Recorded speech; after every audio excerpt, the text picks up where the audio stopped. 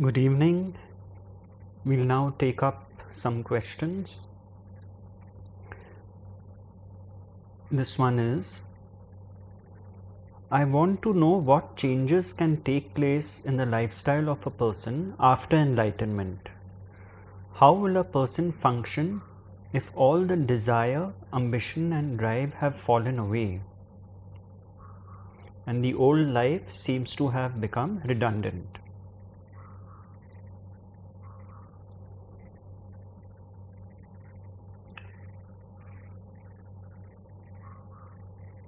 You see, after enlightenment, and of course this depends on what is the definition of enlightenment, which varies, but the only measurable change is peace of mind. The degree of peace and equanimity that is prevalent now in daily living as compared with what it was earlier. So that is the primary transformation that takes place.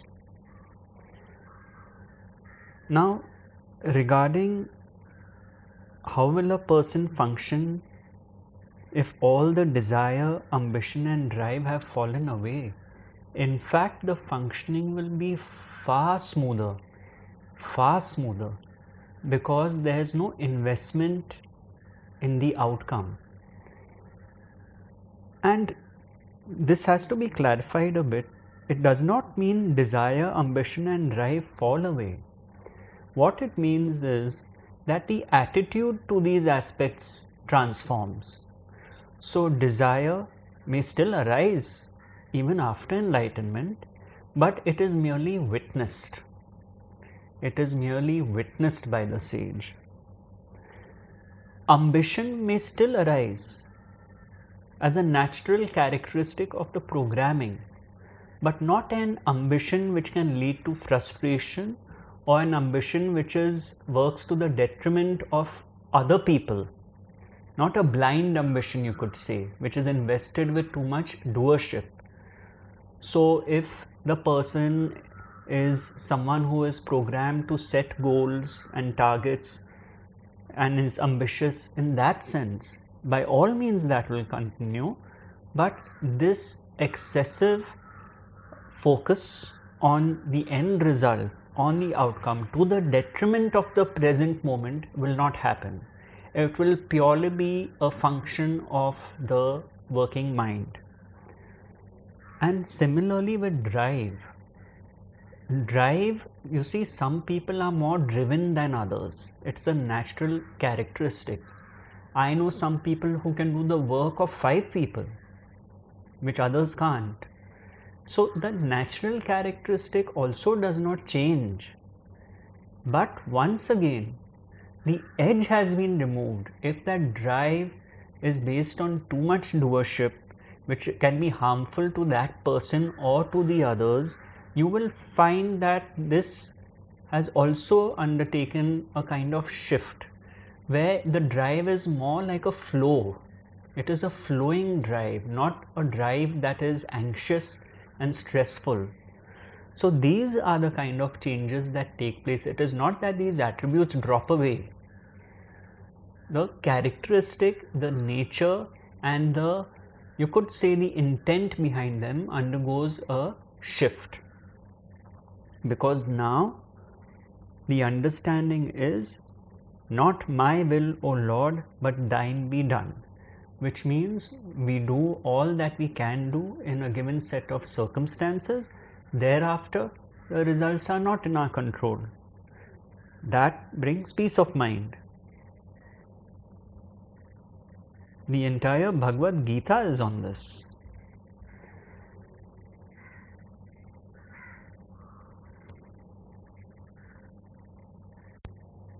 Now this next question is slightly long, so we'll break it up in parts and we'll go through it step by step. So the person says, the teaching of Advaita resonates deeply with me. I often experience a deep peace and contentment, mostly when I am alone or in nature. However, I have a question, something I have been struggling with. The teachings I am reading seem to say don't fight one's conditioning, and it's all the divine will. Whatever is meant to happen will happen. I am from Australia and was brought up by a father who was an alcoholic and abusive, and a mother that passively went along with the situation. This is the first part. And so, yes, this is correct. You had no control over your conditioning in childhood. But more importantly, nor did the father and the mother. This is what we miss. This is the true perspective of Advaita. Then he goes on, I learnt the patterns of my mother and father growing up and continued to act out various patterns until my early 30s when life seemed to stop working for me. Relationships broke down, jobs didn't work out, and I felt angry, depressed, empty and alone. I am now 38 and I have been working on my emotional and psychological health, but I am tired, very tired of therapy, yoga classes, healers, etc. I seem to oscillate between the stress and the work of trying to decondition myself and the unhealthy ways of thinking and acting that seem to be my default setting. Self-improvement can be an exhausting process. You see, this is the thing. This wanting to decondition myself, that is also doership. If you didn't create the conditioning in the first place, it means you didn't do the conditioning, you see. There was no doership involved in the childhood conditioning. It happened based on factors beyond one's control. Now the ego wants to do something to decondition that conditioning. So it doesn't work like that. Only the witnessing is necessary, because whatever has to be done, so to speak, is being done by the teaching. The understanding that arises as a result of the teaching is what is fresh conditioning, which will transform or alter the earlier conditioning. So this whole effort to decondition oneself can be very tiresome and can lead to depression. And this represents a misunderstanding because the ego has again gone into the doership mode, and this needs to be understood. In fact, it's a gift to come across the teaching of Advaita, but then that teaching needs to be absorbed and understood in the right spirit. What is it trying to point to? What is it saying? But you see, the habits of the ego are so ancient that mode of do. Now I want to decondition myself, so I have to do things to decondition myself. That is ingrained in us. And there is no question of fighting one's conditioning. Again, that is doership, you see. Why fight one's conditioning? Conditioning is conditioning. One accepts it. One witnesses it. Fight means doership. You have to do in order to fight. No fight, no doership.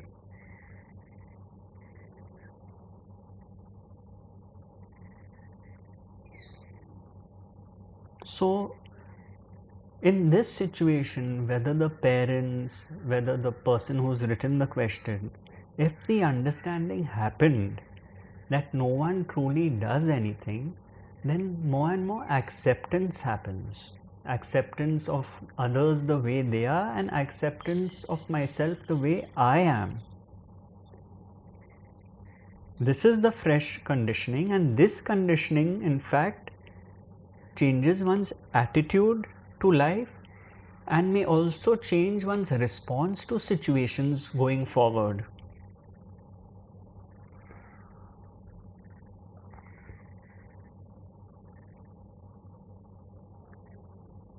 Then the person goes on to say, I find peace only when I am alone, away from the city, feeling safe and close to nature.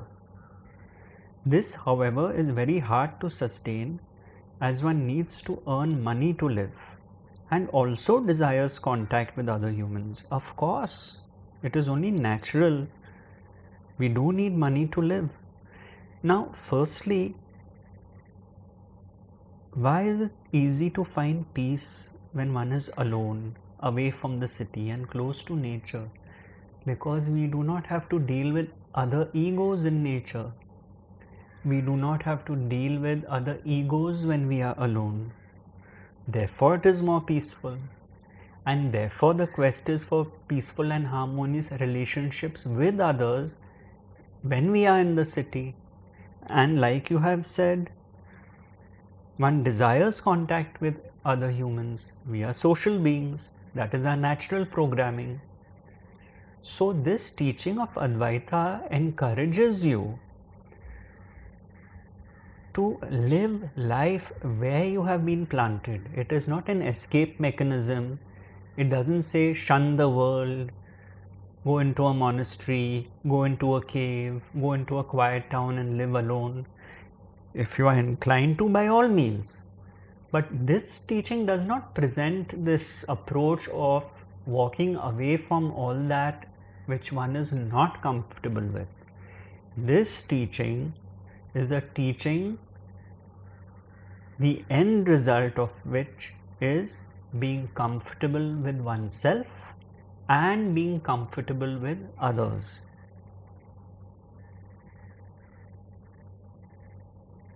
And lastly, this person says, if one's conditioning leads one to do harm to oneself and others, but Advaita says not to fight the conditioning, is this my karma or destiny? I'm going to repeat this one because it's important. My question is, if one's conditioning leads one to do harm to oneself and others, but Advaita says not to fight the conditioning, is this my karma or destiny?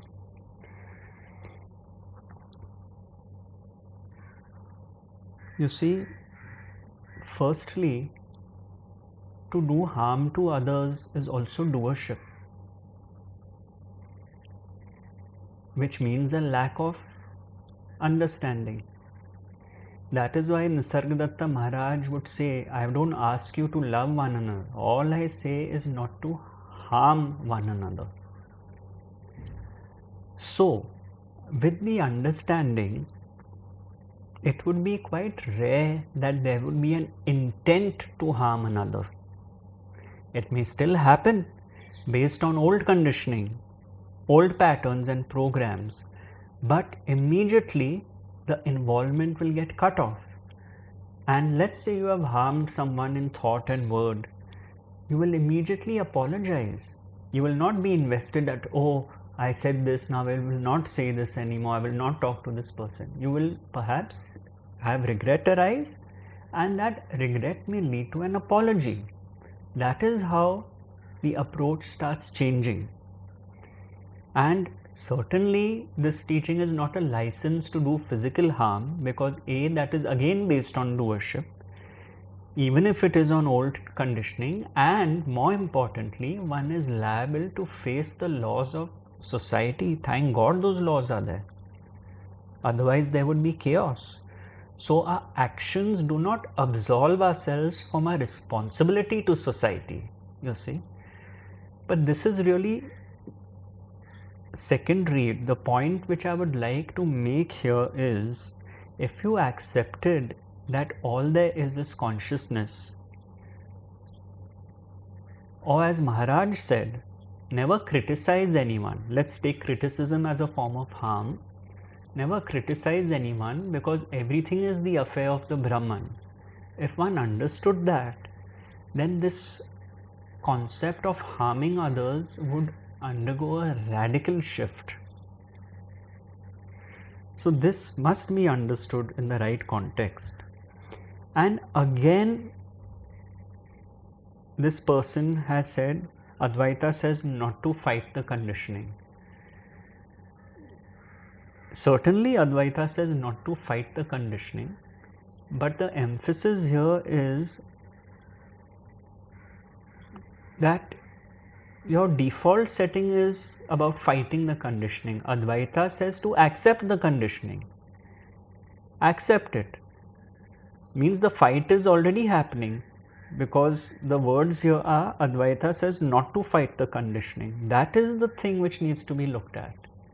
Why this fight is coming up again and again for you? This battle. So, this teaching comes as a balm, as an antidote. This teaching of non-doership, of the acceptance of God's will, is nothing to do with fighting.